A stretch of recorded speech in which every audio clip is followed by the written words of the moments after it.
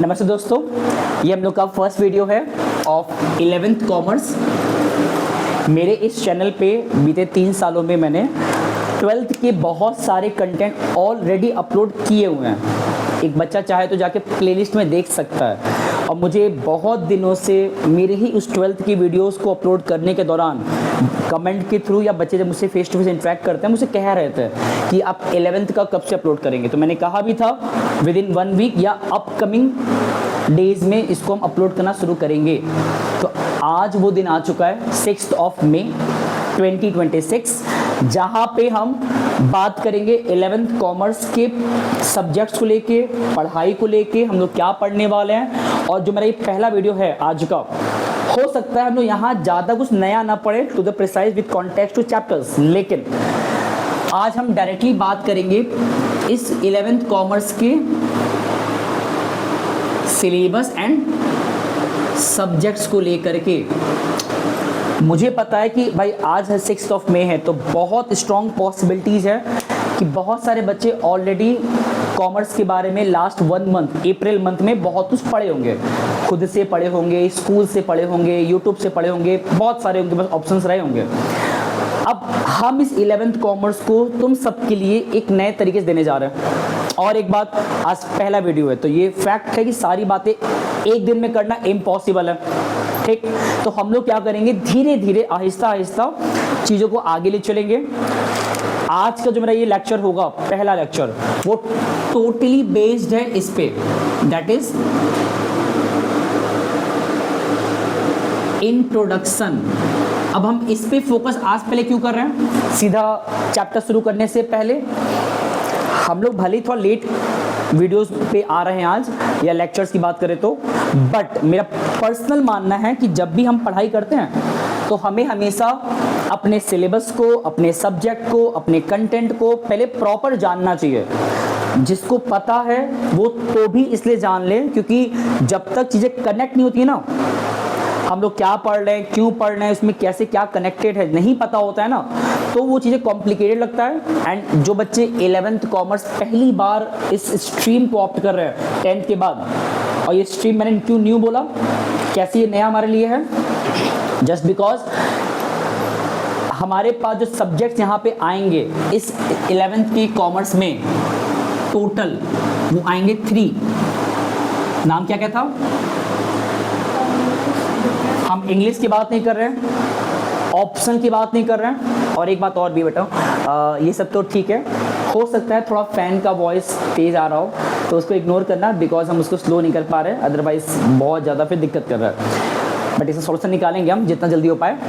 देखो बात क्या है ना, हमारे कॉमर्स में टोटल, ये बात मुझे पर्सनली पता है, आज भी कुछ बच्चे 11th कॉमर्स ले लेते हैं, अप्रैल मंथ बीत जाता है, उनको ये तक नहीं पता होता है सब्जेक्ट क्या है, पढ़ना क्या है, क्यों पढ़ना है, उसमें क्या क्या पढ़ना है। तो मेरा पर्सनल मानना है एक बार अपने पहले सिलेबस को जान लो, सब्जेक्ट को जान लो, एंड अगर पता है तो थोड़ा और अच्छे से जान लो, ताकि जब चैप्टर पे शिफ्ट हो तुम्हें पता रहे कि चीज़ें कैसे कैसे क्या होने वाला है। तो हमारे पास कॉमर्स में टोटल 3 सब्जेक्ट्स हैं, कोई इसका लेवल नहीं है कि हाँ भाई कोई हार्ड है तो कोई इजी है, नहीं, सब अपना हार्ड है, सब इजी है, इट डिपेंड तुम कैसे उसको डील करते हो।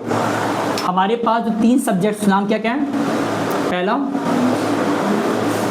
अकाउंटेंसी, सेकंड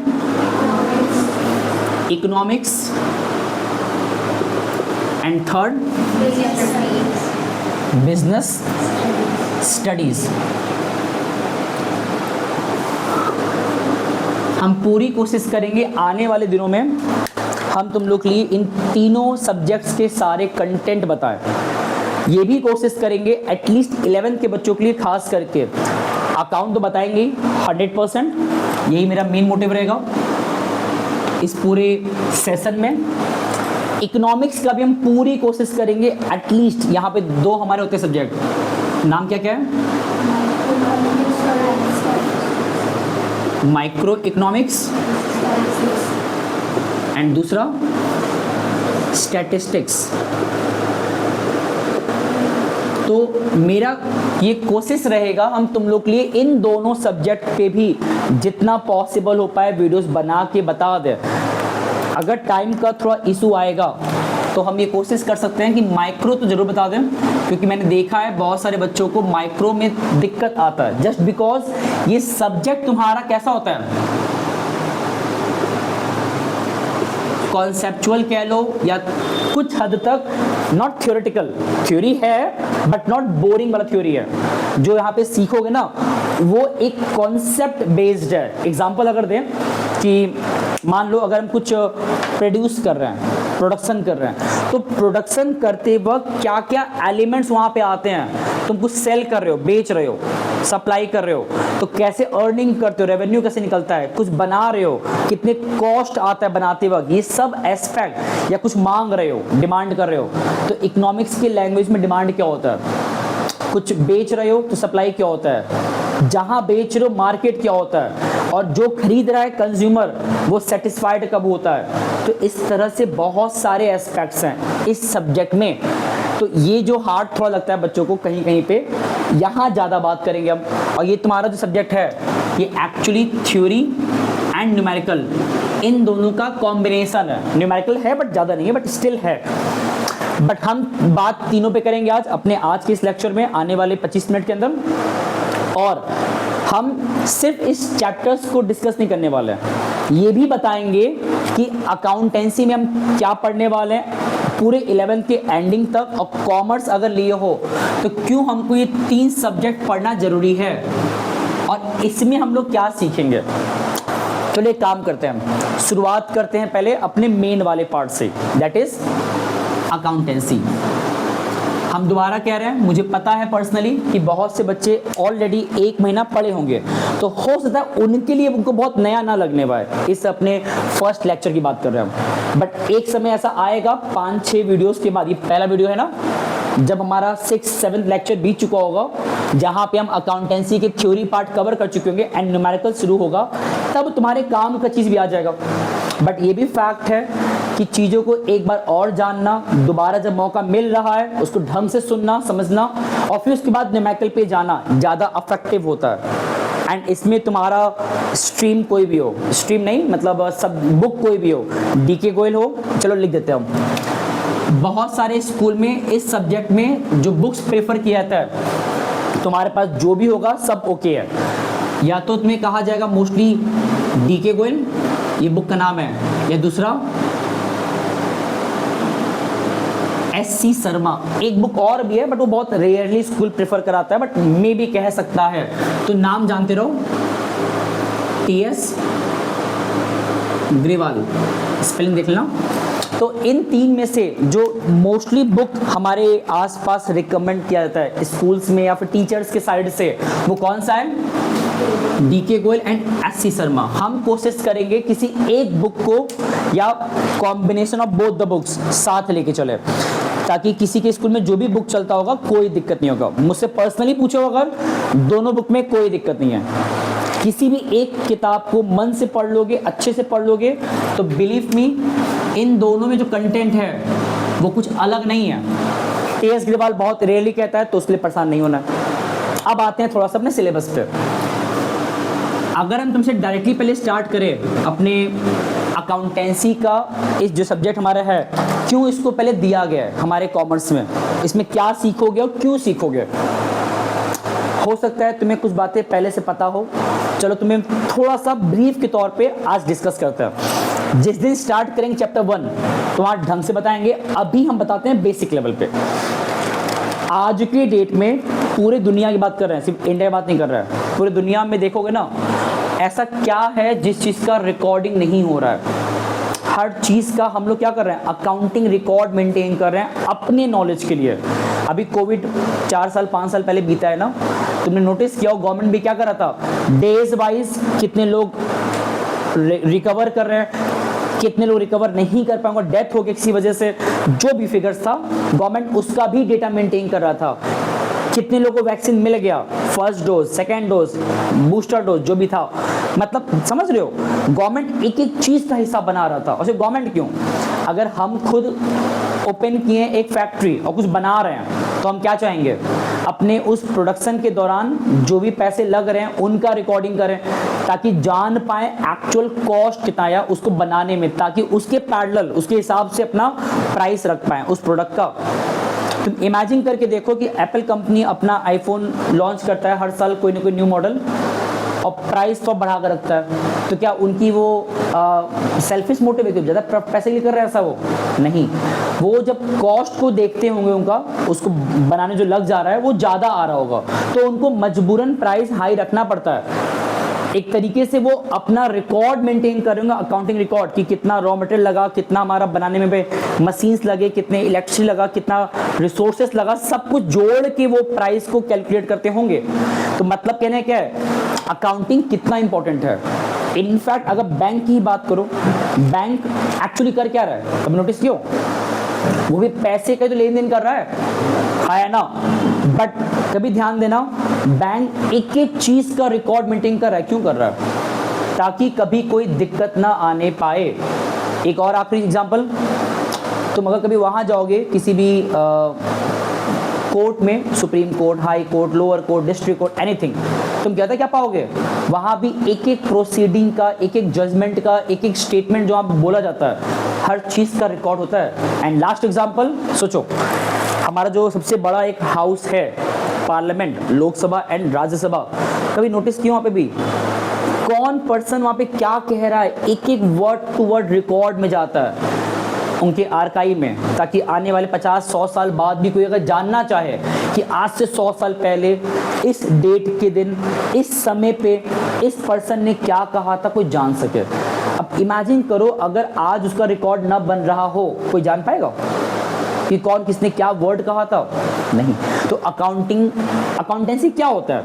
ये एक ऐसा ब्रांच है जो हमको सिखाता है हर चीज़ का एक लैंग्वेज प्रोवाइड करना। मतलब जो हम एक्शंस करते हैं, बिजनेस करते हैं, उस बिजनेस को करने के दौरान हम उसको एक रिटन शेप देते हैं। अब जब रिटन शेप देने की बात आ रही है तो हम लोग क्या करते हैं, हर चीज़ को प्रॉपरली मैनुअली लिखते हैं। अब तो मान लो AI है तो हम लोग चीज़ों को और अच्छे से कर पा रहे हैं लेस टाइम में, विथ मोर एफिशिएंसी के साथ। बट एट द एंड क्या है भाई, एक शॉप ओपन कर रहे हो मेडिसिन का, तुम किसको क्या बेच रहे हो, कितने का बेच रहे हो, वो भी रिकॉर्ड करते हो, ताकि कल को वो तुम पे क्लेम कभी कर दे कि आपने मुझे एक्सपायर्ड दिया था प्रोडक्ट, तो तुम वहाँ पे कह सकते हो नहीं आप गलत कह रहे हो, ये पूरा बिल है, प्रूफ है, मेडिसिन का नाम लिखा हुआ है। मतलब पूरी बातें वहाँ बता के कोर्ट में खुद को बचा सकते हो।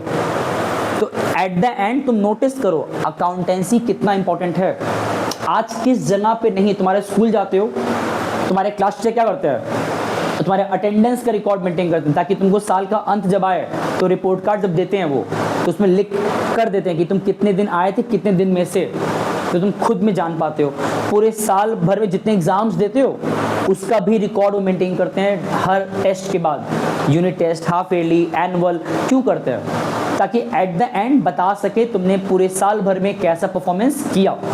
ना रिकॉर्ड मेंटेन हो, ना उसका मेंटेनेंस किया जाए, तुम फीस पे कर रहे हो उसका भी रिकॉर्ड बनता है, कितना अमाउंट दिए, किस दिन दिए, किस डेट पे दिए, किस तरीके से दिए, कैश में दिए, ऑनलाइन दिए, बिल तुमको मिलता है, एक बिल तुमको देंगे, एक बिल अपने पास रखेंगे प्रूफ के तौर पे। तो ये अकाउंटेंसी का इतना इंपॉर्टेंस है हमारे आज के लाइफ में।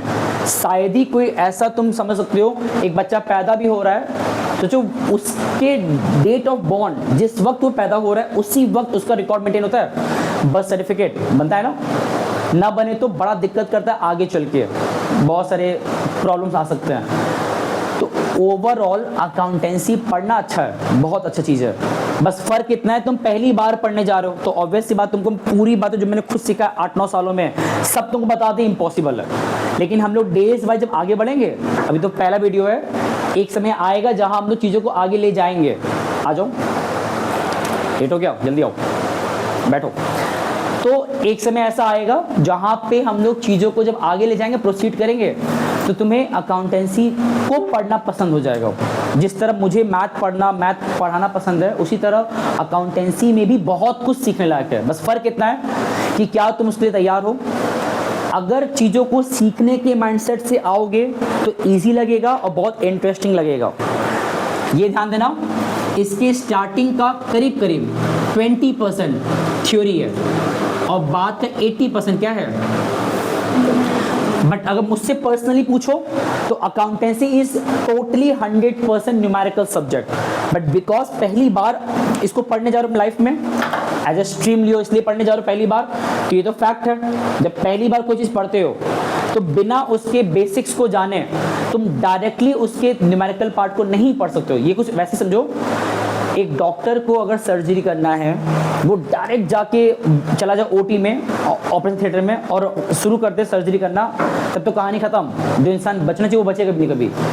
इन रियलिटी क्या होता है, पहले वो एक of the place like college में, किसी कैंपस में, कहीं पे वो पहले प्रैक्टिस करता है एज अ थ्योरेटिकली, जानता है चीज़ें कैसे क्या है, उसको मैनुअली देखेगा, डमी लेवल पे जानेगा। जब एक एक चीज़ समझ जाता है फिर वो जाता है प्रैक्टिकली सीखने के लिए, लाइव सीखने जाता है। वो कभी भी एक झटके में लाइव नहीं जाता। यहाँ वैसे ही कुछ है। अकाउंटेंसी के कुछ थ्योरेटिकल एस्पेक्ट्स भी हैं जो तुमको पता होना चाहिए। उसके बाद जब इसमें आओगे ना, तब जब सीखोगे आगे चीज़ें, तब समझ आता है कि क्यों और कैसे क्या आ रहा है। एग्जाम्पल दें, फिर चैप्टर्स पे आते हैं। हम तुम्हें इसलिए इस सब्जेक्ट के बारे में इतनी बातें बताएं बीते 10 मिनट से, क्योंकि एक कॉमर्स बच्चा जब लेता है ना तो उसे पूछा जाता है तुमने कॉमर्स क्यों लिया है।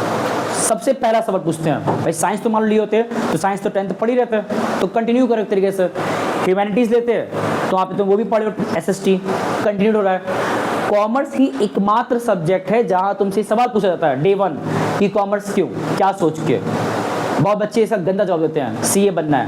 भाई CA ही एकमात्र ऑप्शन होते एक है ना हमारे हजारों ऑप्शंस में से, तो CA तो ठीक है, बट तुम्हें वहाँ पे जवाब देना चाहिए कि मुझे सीखना है अकाउंटेंसी के बारे में। और अकाउंटेंसी कोई एक स्मॉल सब्जेक्ट नहीं, इसमें बहुत कुछ। CA तो उसका एक पार्ट कह सकते हो अकाउंटेंसी का। अकाउंटेंसी एक बड़ा पिक्चर है, वो एक पूरा सब्जेक्ट है, डोमेन है। मैथ सीखते हो तो मैथ के ही बिहाव में बहुत कुछ आगे जान पाते हो, इंजीनियरिंग से लेके सब कुछ। तो एज लाइक अकाउंटेंसी सीखोगे ना अकाउंटेंसी, तो एक्चुअली जान पाते हो कि चीज़ें कैसे रिकॉर्ड मिलाया जाता है। और रिकॉर्ड मिलाना बहुत जरूरी है आज के डेट में। गवर्नमेंट अपना कोई भी काम, गवर्नमेंट अपना एक भी काम बिना अकाउंटिंग रिकॉर्ड के कर ही नहीं सकता। अगर गवर्नमेंट को कहीं पे कुछ बनवाना है, कोई प्रोजेक्ट लॉन्च करना है, कोई स्कीम लाना है, कोई पॉलिसीज बनाना है, कुछ भी, गवर्नमेंट पहले उसका हिसाब किताब बनाता है, तब उस पर एक्शन लेता है, क्योंकि उसके बाद वो चीज़ ट्रांसपेरेंट होता है और कंट्रोल में रहता है। बिना उसके करो तो क्या होगा, चीज़ें तुम्हारे कंट्रोल में रहेगा नहीं और बिगड़ सकता है ना। तो अब अगर मैंने लिखा है थ्योरी, तो ये थ्योरी हमें पढ़ना मजबूरी नहीं है, ज़रूरत है, ताकि तुम थोड़ा बहुत ही सही अकाउंट के बेसिक्स को जान जाओ। और ये जो बेसिक्स हैं ये तुम्हारे एग्जाम में भी उतना ना पूछे, लेकिन बिकॉज हम लोग जब अकाउंटेंसी पढ़ते हैं तो ये बेसिक हमको पता होना चाहिए। जैसे सबसे पहला बेसिक पता है क्या होता है? सबसे पहला बेसिक गेस कर क्या होना चाहिए? हम जब भी कोई एक सब्जेक्ट पिकअप करते हैं, कोई भी सब्जेक्ट, हमारे माइंड में एक सवाल जरूर आता है। क्या आता है? लाइक अगर अकाउंटेंसी पढ़ने जा रहे हो, एक सवाल तुम्हारे माइंड में 100% आना चाहिए। वो क्या है?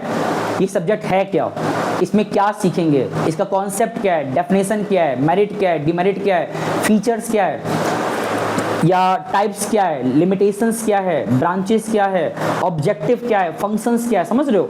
मतलब एक अकाउंटेंसी वर्ड, अकाउंटेंसी का या अकाउंटिंग भी कह सकते हो, उसका इंट्रोडक्शन, ये हमारा चैप्टर 1 है, जहां पे तुम्हारे मन में जो भी सवाल आता है किससे रिलेटेड, अकाउंटेंसी को लेके सारी बातें यहां जान जाओगे। ये कुछ वैसे समझो कि जब कल को स्टैट्स पढ़ोगे, हो सकता है आज हम इस लेक्चर में देखते हैं, कोशिश करेंगे इस पे बात करने का, टाइम बचेगा तो, नहीं बचा देखते हैं। यहाँ भी सेम चीज़ है कि हम सबसे पहला क्या पढ़ते हैं, स्टैटिस्टिक्स का कॉन्सेप्ट क्या है, उसका इंट्रोडक्शन। इंट्रो क्यों पढ़ते हो किसी भी चीज़ के बारे में? अगर यहाँ पढ़ो माइक्रो, तो यहाँ भी सेम चीज़ है कि माइक्रो इकोनॉमिक्स क्या होता है, उसका इंट्रोडक्शन।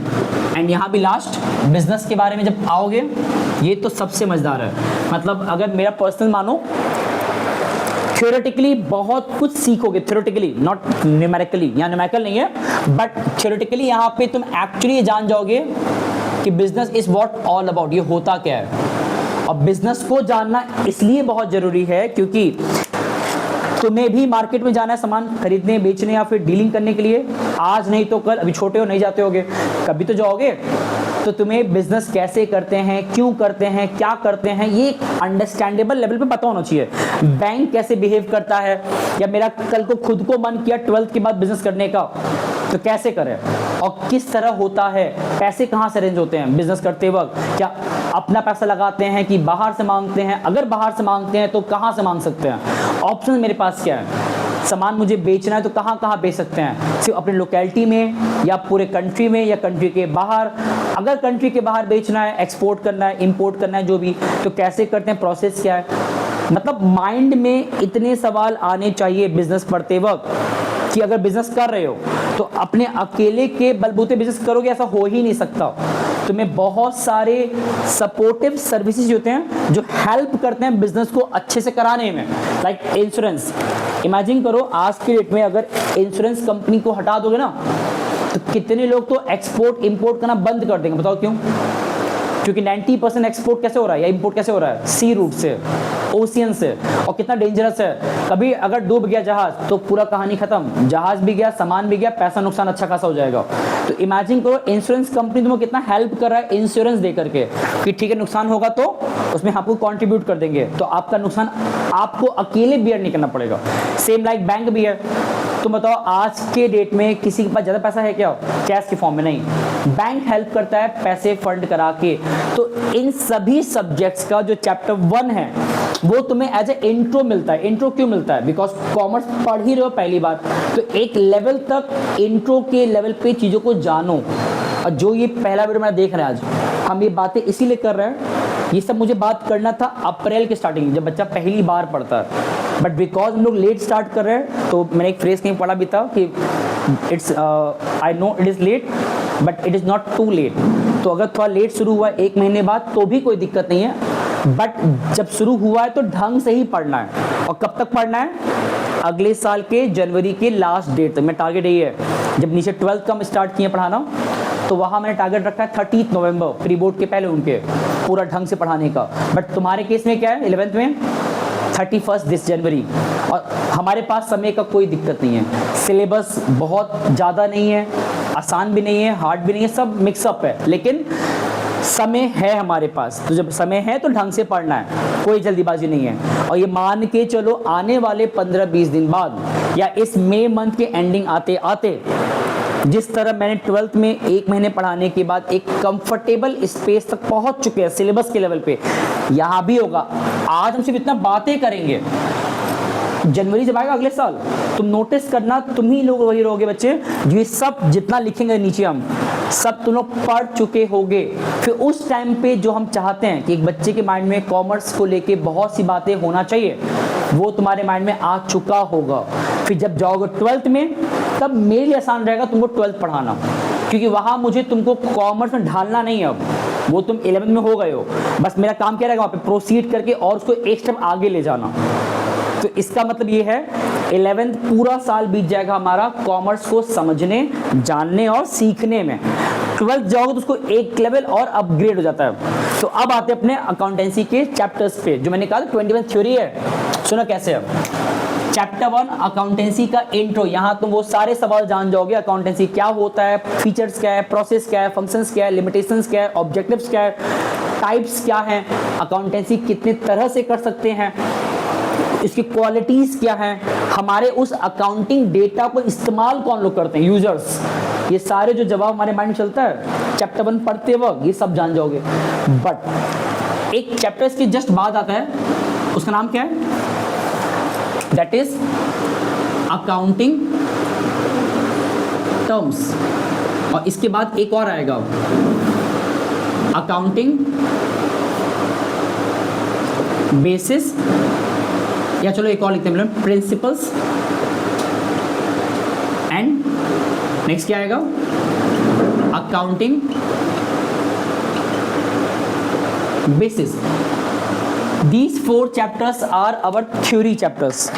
जिनके पास जो भी बुक है, हो सकता है थोड़ा बहुत फ्लक्चुएट करे इंडेक्स बताते वक्त, बट मोटा माटी देखोगे ना, घुमा फिरा के चीजें एक जैसे ही होता है। तो मैंने जो 4 चैप्टर नाम लिखा है, तो इसको ब्रेक डाउन करते हैं। यहाँ पे तुम जानोगे अबाउट अकाउंटेंसी के बेसिक्स के बारे में, कि अकाउंटेंसी क्या होता है, क्यों पढ़ना चाहिए, उसके फायदे क्या है, नुकसान क्या है, और कहाँ कहाँ पे आज अकाउंटेंसी पहुँच चुका है, ये सब यहाँ जान जाओगे। सबसे इंपॉर्टेंट चैप्टर मुझसे कोई अगर पूछे, एक 11th के बच्चे के लिए जब कॉमर्स पढ़ रहा है पहली बार और अकाउंटेंसी पढ़ रहा है पहली बार, तो पता है कौन सा है? ये चैप्टर है, अकाउंटिंग टर्म्स। पता है क्यों?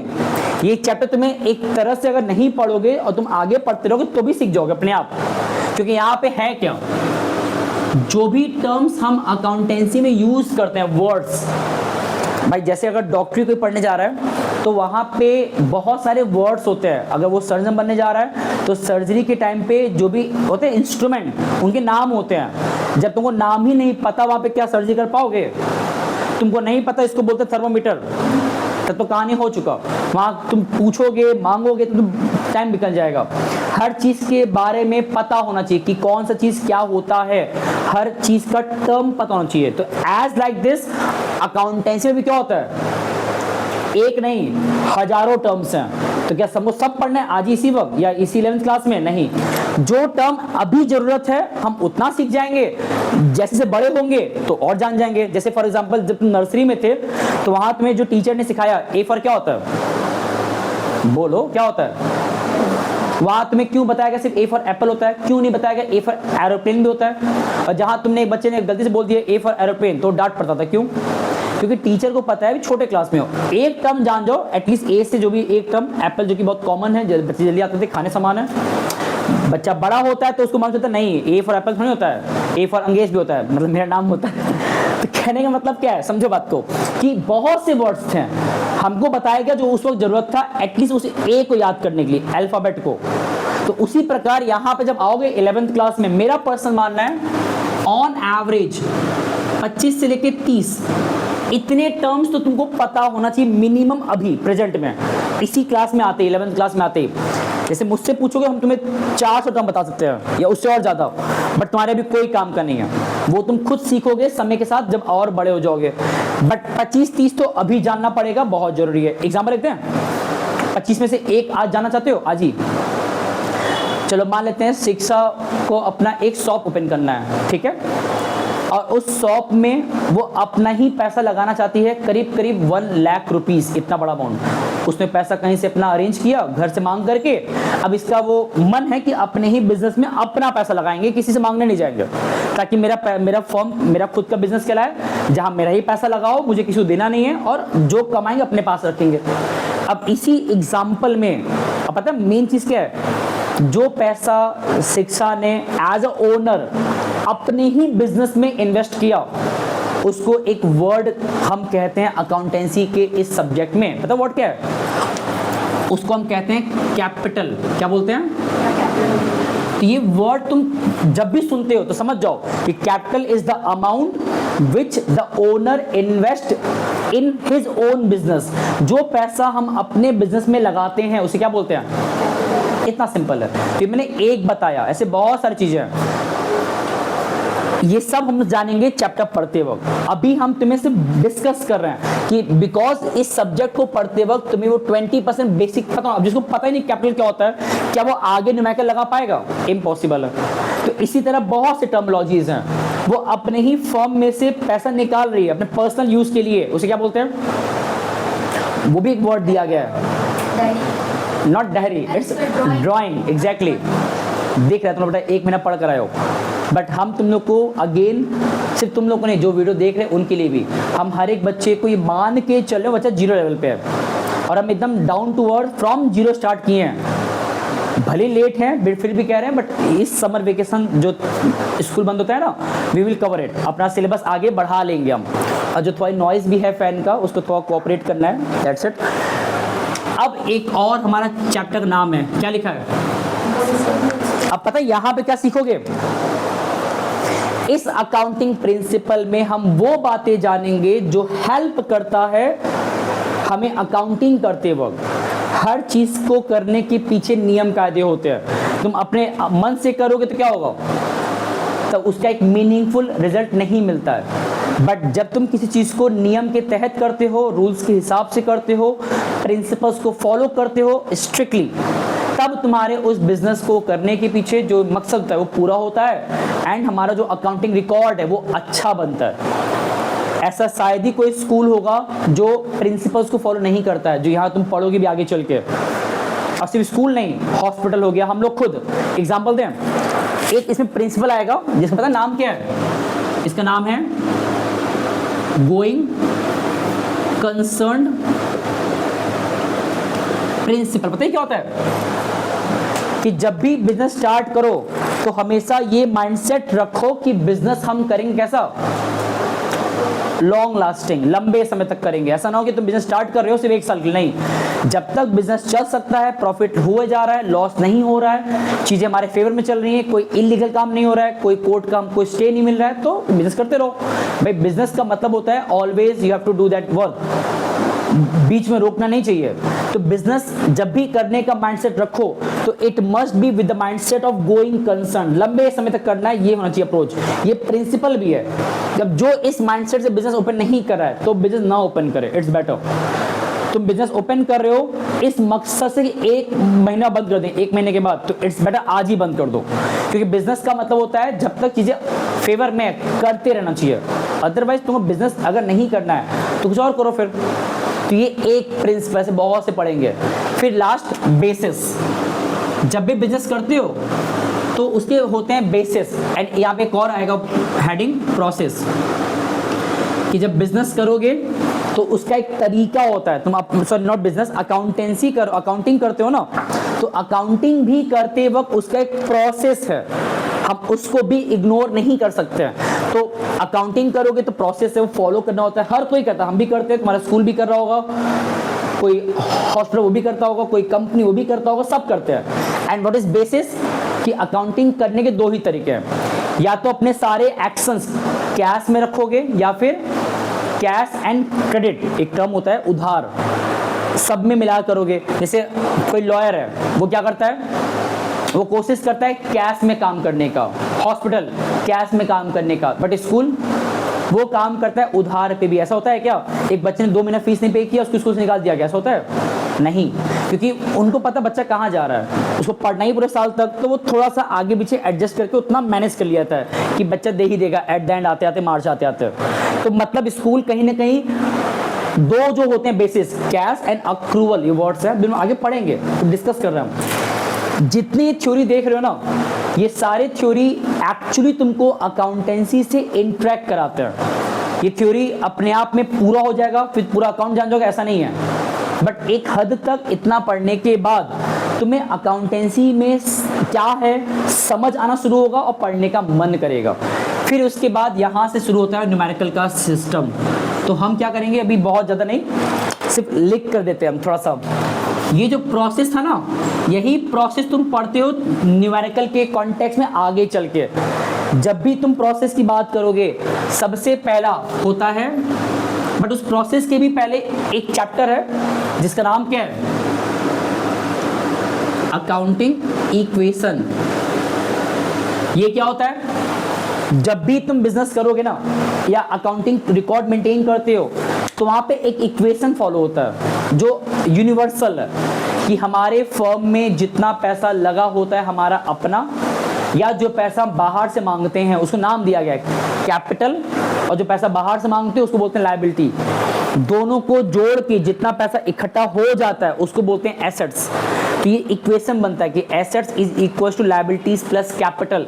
इसी इक्वेशन को वेरीफाई हम करते हैं बार बार इस इक्वेशन में अपने एक्शंस के थ्रू। कुछ भी बिजनेस में करोगे हमेशा ये इक्वेशन टैली करता है। तो ये न्यूमेरिकल है बट यूनिक न्यूमेरिकल चैप्टर है, इसका कोई लिंक आने वाले चैप्टर से तो नहीं है, बट ये एक चैप्टर ऐसा है ना जो तुमको थोड़ा सही न्यूमेरिकल से जोड़ देता है अकाउंटेंसी में। जब यहाँ पहुंचेंगे वहां बताएंगे। इसके बाद सबसे इंपॉर्टेंट चैप्टर्स क्या क्या आएगा, जनरल एंट्रीज, ये नाम है, बस नाम पर सुन लो। सेकंड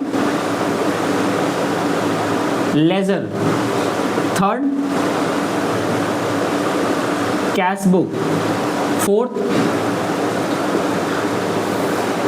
सब्सिडरीज बुक, फिफ्थ, यहाँ पे जुड़ा रहेगा एक टर्म जीएसटी अकाउंटिंग, कि जीएसटी का भी जो हमारा टर्मोलॉजी है, गुड्स एंड सर्विस टैक्स, जो हमारे अकाउंटेंसी का एक पार्ट है, इस पर डिस्कस हम ढंग से आगे करेंगे।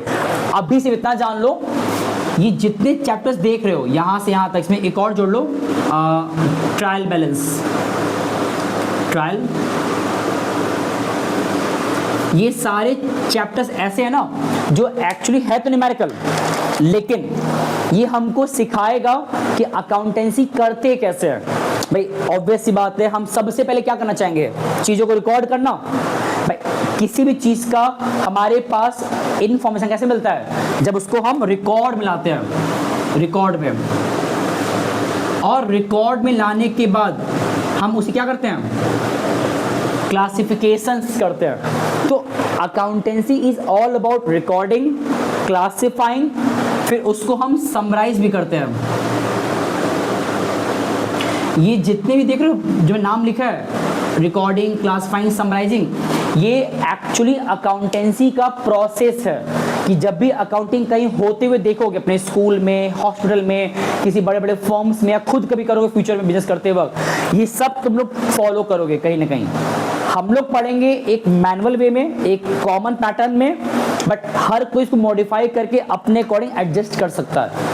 बाकी जितने न्यूमेरिकल्स के नीचे आएंगे वो एक कॉन्सेप्ट बेस्ड है, टॉपिक बेस्ड है। फॉर एग्जांपल कुछ ऐसे टर्म्स हैं जो अकाउंटेंसी को पढ़ते वक्त बार बार हमको काम आता है, जैसे फॉर एग्जांपल क्या क्या है, डेप्रिसिएशन, बस नाम देख लो, और क्या है, रेक्टिफिकेशन ऑफ एरर, और क्या है, बैंक रिकंसिलिएशन स्टेटमेंट, इसके बाद क्या है, फाइनल अकाउंट। ये 4 चैप्टर्स एंडिंग के ऐसे हैं ना जो बच्चों को थोड़ा सा हार्ड लगता है, लेकिन ये भी फैक्ट है, जिसने ऊपर का पढ़ा है ढंग से ना, तो उसको नीचे का वो आसान लगता है अगर पढ़ा है ढंग से ऊपर का तो। और एक बात, इसमें इन बिटवीन मैंने कुछ चैप्टर्स को छोड़ा है, वो थ्योरी है। पहले नाम सुन लो क्या क्या है। एक का नाम है सोर्स, डॉक्यूमेंट एंड वाउचर, और क्या नाम है, provision and reserve. May be वो टेक्स्ट देखने में तो दिक्कत हो रहा हो, सुन लो ध्यान से वर्ड हम क्या बोल रहे हैं। और अभी हम सिर्फ नाम लिख रहे हैं, हम लोग आने वाले 5, 6, 7 महीने के बाद यही सब पढ़ने वाले डिटेल में। तो आज एक बार पहले इतने सब्जेक्ट को जान लो, किसमें है कैसे क्या क्या। और लास्ट क्या है, कैपिटल एंड रिजर्व, नहीं रिजर्व नहीं, कैपिटल एंड रिसिप्ट। ये 3 चैप्टर्स जो नीचे के हैं वो थ्योरी है। इसमें होता क्या है ना कि जब भी हम लोग बिजनेस अकाउंटिंग करते हैं तो ये सब से वो गुजरना पड़ता है। तुम बेसिकली अपने चीज़ों को रिकॉर्ड करते हो, क्लासिफाई करते हो, क्लासिफाई भी बहुत बार कैश के फॉर्म में करते हो, because business is all about cash में डीलिंग होता है मोस्टली। तो चीज़ों को कैसे रिकॉर्ड करें, प्रिंसिपल्स को यूज़ करते हो, अकाउंटिंग नियम कायदे होते हैं। ये सब करने के बाद अब जो टर्म्स था डेप्रिसिएशन, ये क्या होता है, हम कुछ भी यूज़ करते हैं अपने बिजनेस के अंदर, उस चीज़ का वैल्यू मतलब उसका कीमत घटता है, डिक्रीज होता है। तो डिक्रीज जो हो रहा है, एक मशीन लाते हो 10 लाख रुपए का, तुमने 4 साल उसको यूज़ कर लिया, तो क्या उसका वैल्यू नहीं रहता है, 4 साल बाद भी घटेगा। तो इस डिक्रीजमेंट के प्रोसेस को बोलते हैं डेप्रिसिएशन, और उसको भी जानना जरूरी है कि कैसे डेप्रिसिएट करें अपने किसी भी एसेट्स को समय के बाद। और सबसे इंपॉर्टेंट, अकाउंटिंग करोगे और गलती ना हो इम्पॉसिबल है। तो ये सब पढ़ते वक्त मिस्टेक्स भी होता है, हमसे किसी से भी होता है, तो उसे रेक्टिफाई क्या होता है, करेक्ट करना, सही कैसे करें, इसका प्रोसेस जानोगे। एंड उसके बाद एक टर्म है बैंक रिकंसिलिएशन स्टेटमेंट। ये क्या होता है, ये तुम लोग एक्सेप्ट करोगे इस चीज़ को। आज के डेट में हमारे बहुत सारे बिजनेस के ट्रांजैक्शंस बैंक के थ्रू होते हैं, हाँ है ना। तो बैंक हमारा बहुत इंपॉर्टेंट पार्ट है बिजनेस करते वक्त, हमारे बिहाफ पे पेमेंट कर रहा है बैंक, पैसा रिसीव भी कर रहा है, तो मेरा और बैंक का जो ट्रांजेक्शन है वो मैच करना चाहिए, कभी गैप ना आने, पैसा ना हो कि हम पेमेंट कर दिए बैंक पेमेंट ही नहीं कर रहा है, या बैंक पेमेंट कर दिया हम तक इंफॉर्मेशन नहीं आया, तो इससे क्या होता है अपने प्रॉफिट लॉस जान नहीं पाते हैं। तो इस चैप्टर में सीखो कैसे मैच करते हैं अपने बैंकिंग ट्रांजेक्शन को अपने खुद के ट्रांजेक्शन से। एंड ये जो चैप्टर है कौन सा वाला, फाइनल अकाउंट, ये इस पूरे 11th अकाउंटेंसी का लास्ट चैप्टर होगा। मैंने 3 और लिखा तो है बट थ्योरी है, वो तो ऊपर पढ़ लो इन बिटवीन। ये हमारा लास्ट चैप्टर, नाम क्या है? यहाँ पे तुम अल्टीमेटली चीजों को वाइंड अप करना सीखो। वाइंड अप क्या होता है कि अपने पूरे अकाउंटिंग प्रोसेस को कब खत्म करते हैं। जो तुमको मिलता है रिपोर्ट कार्ड 11th के एंडिंग या 10th के भी मिलेगा, मार्कशीट रिजल्ट आ चुका है बट मार्क्स मिलेगा स्कूल से ना, वो एज लाइक फाइनल सर्टिफिकेट होता है तुम्हारे पूरे डेटा का, मार्कशीट मार्क्स का। सिमिलरली एक बिजनेस फर्म साल भर काम किया, हमने अकाउंटिंग रिकॉर्ड मेंटेन किया, प्रोसेस फॉलो किया, तो एट द एंड आते आते हमने हासिल क्या किया, जितना चीजें हम लेकर चले थे स्टार्टिंग में अपने एसेट्स को, लायबिलिटीज को, कैपिटल को, व्हाटसएवर, साल के अंत आते आते कितना रह गया, घटा कि बढ़ा, प्रॉफिट हुआ कि लॉस हुआ, फायदे में जा नुकसान में जा रहे हैं, बिजनेस को अगले साल करना चाहिए कि नहीं करना चाहिए कंटिन्यू, या अगर चीजें अच्छा जा रहा है तो आगे और अच्छा कैसे क्या करें, या हमें अपने बिजनेस के बारे में किसी को बताना है एकदम ब्रीफ में, तो यहाँ पे हम चीजों समराइज करते हैं। ये भी समराइज लिखा है बट यहाँ तुम डेटा को समराइज कर रहे हो, यहाँ पे पूरे बुक्स को समराइज कर रहे हो। ये एक तरह से फाइनल बुक्स होता है जहाँ पे इसको कर लेने के बाद हमारे पूरे साल भर का डेटा क्या होता है, वाइंड अप। अब देखो ये जितने तुम नाम पढ़ रहे हो, जब इतनी बातें सुनोगे पढ़ोगे ना आने वाले समय में, तब तुमको अकाउंटेंसी जो एक न्यू सब्जेक्ट है, एकदम न्यू, तुम लोग एक तरीके से इस सब्जेक्ट को 11th में आते ही इसका पूरा ABCD पढ़ोगे, स्टार्टिंग से पढ़ोगे। तुम नर्सरी में नहीं हो बट इस सब्जेक्ट की नर्सरी में हो, इनिशियल फेज में हो, जहां तुम्हें ये सब चीजें पता होना चाहिए। पता अगर है तो हम चीजों को और अच्छे से बताएंगे जितना हमसे हो पाएगा। ये लेक्चर बहुत लंबा हो गया शायद, बट मैंने ये कोशिश किया बताने का अपने पहले लेक्चर में, अकाउंटेंसी क्यों पढ़ना है, कॉमर्स लिए हो तो उसमें क्या सीखोगे, क्या जानोगे, सिलेबस क्या है, और हम लोग आने वाले 1 साल तक इतना पढ़ने वाले हैं जो सब कुछ जुड़ा हुआ है। मतलब ऐसा नहीं कि कोई चीजें ये अगर नहीं पढ़े 4 तो क्या आगे दिक्कत करेगा, बहुत दिक्कत करेगा। अगर ये पढ़ लिए तो आगे दिक्कत नहीं करेगा, नहीं पढ़े तो दिक्कत करेगा, सब जुड़ा हुआ है, कनेक्टेड है। और believe me, days wise per day का ढंग से पढ़ोगे कभी दिक्कत नहीं आएगा। इनफैक्ट हम इन 3 के बाद चलो कोशिश करें कल कर लेंगे, इसको रब नहीं करेंगे, लेकिन ये पहला लेक्चर था।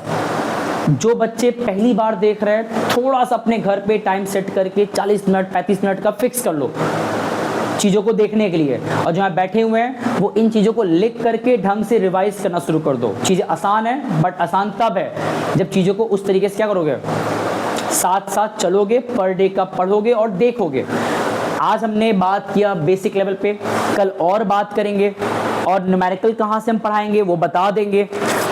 इन थ्योरेटिकल चीज़ों का नोट्स तुम एक किताब से देख सकते हो, तुम्हारी मर्जी, बट हम क्या करेंगे सभी बच्चों के लिए इसका पूरा जो नोट्स है मेरे लेवल पे सब प्रोवाइड करेंगे। मेरे पास DK गोयल से लेके SC शर्मा तक के क्वेश्चंस के आंसर्स हैं न्यू बुक का, वो हम पूरा प्रोवाइड कर देंगे पढ़ाते पढ़ाते।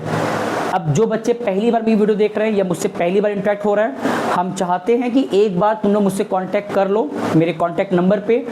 जो भी तुम्हारे कंसर्न होंगे, पढ़ाई से रिलेटेड कुछ भी पूछना है, कंटेंट मांगना है, PDF मांगना है, नोट्स मांगना है, और सिर्फ इसका नहीं, हम चारों की बात कर रहे हैं क्योंकि ये थोड़ा सा अच्छी बात है मेरे साइड से कि हम सब पढ़ाएंगे जितना हमसे हो पाएगा। अकाउंट एकदम प्रिसाइजली, बाकी सब भी जितना हम समय निकाल पाएंगे। तो जो लोग यहाँ तक पहुँचे हैं, अब इस नंबर को लिख करके मुझे एक बार टेक्स्ट कर देना अपने डाउट्स को, जो भी तुम्हें पूछना होगा, एंड बाकी बातें हम लोग करेंगे अपने आने वाले लेक्चर्स में। 7080323008 नेम। मेरे इस चैनल पे ऑलरेडी 12th का तो अपलोड हो रहा था, मैंने इस बार कोशिश किया है पहली बार 11th का आज से अपलोड करने का।